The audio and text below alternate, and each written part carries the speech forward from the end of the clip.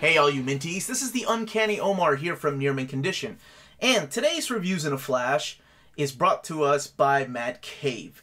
They're the studio that brought this book, and we're going to be talking about Battlecats Volume 2. Reviewed Volume 1 last year, got it here with me. So what I wanted to say is Reviews in a Flash is always done spoiler-free and done in a flash, even though we haven't done one of these in a while, but I'm trying to get back into it again. So, last year, just a quick recap, we were introduced to these characters known as the Battlecats. In this world known as Valderia, or, I'm sorry, it's probably the country, you have an elite group of warrior cats that go on missions for the king and are just complete badasses. And there's 5 of them. They're all led by Kelthan. There's 2 ladies. It is Kilira and Vaela. It gets a little confusing because of the names Val in here. There's the fast cat, Mikar, and then the monk. He's like a huge monk, Zorian. Now, Aramad is the king of this land, and he sends them on a special mission to go and kill the Dire Beast. That's what happened in Volume 1. We're also introduced to this villain known as Valadar. See what I mean? A lot of Val names in there. And he is like, I guess, the opposite of Aramad, where Aramad's people all like worship the Lion King, the Lion God, sorry. He worships the Reptile God and his people are known as the Dark Cats. So there was a fight, and then eventually there was some miscommunication. So instead of going and killing the Dire Beast, they bring the Dire Beast back at the end of this volume. Now, in this volume, it opens up with Aramad pretty much just blaming the Battlecats for almost like a treason, in a way, I guess. Yeah, that's the best way I can describe it. Claiming that they want to take over the throne, they have betrayed the kingdom, so he puts them in a coliseum, and with the Dire Beast, there is a secret why they brought the Dire Beast back, but I can't get into spoilers. Yeah, so they all fight the Dire Beast again, and in pretty much this this covers the 6 issues of Volume 2, and it retails for $17.99. It's all written by Mark London and drawn by Michael Camelo. So, what I was going to say is, pretty much the entire 6 issues takes place in this Coliseum.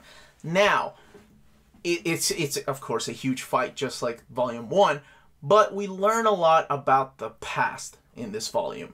Through a series of flashbacks, we learn about the connection of Aramad and Valadar, and why they hate each other and why they're on opposing teams.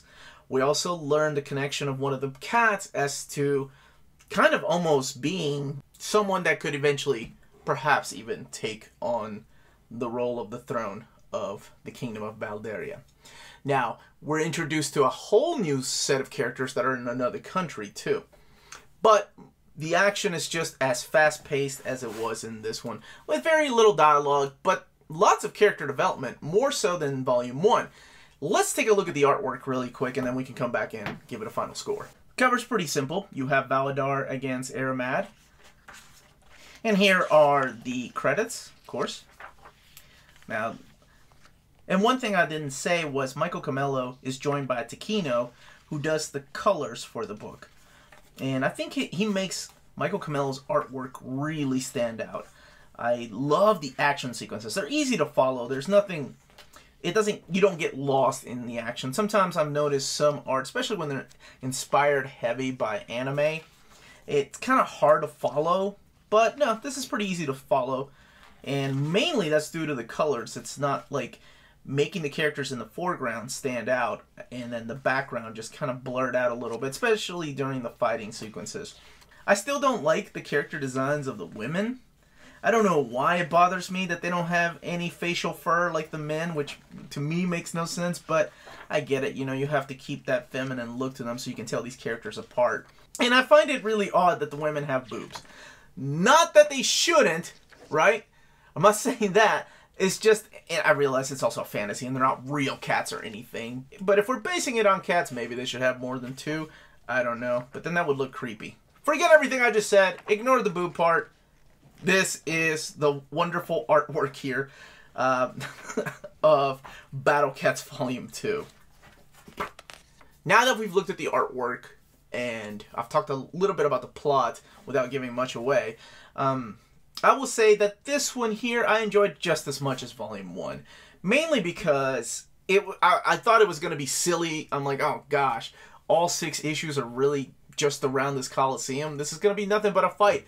But no, London was able to add character development through flashbacks and also things that are going on in other parts of the country. So I thought that was really cool. Overall, I think for this one, I'd give it a 3 out of 5. Yeah, that's a fair grading. It's a lot of fun. There's a lot of kick-ass action. There's lots of beautiful drawings in here. And there are some badass moments. There are some deaths in here I can't talk about. But yeah, let me know in the comments down below if you've picked up the series. Mad Cave has been making books for a while now, and I think they're one of my favorite companies. They're an indie company. I think they're out of Miami, if I'm not mistaken. But anyway, that is my review for Battlecats Volume 2. So keep an eye on the channel because I plan to drop more reviews as I go on. I read a ton, and sometimes I forget to review books right away.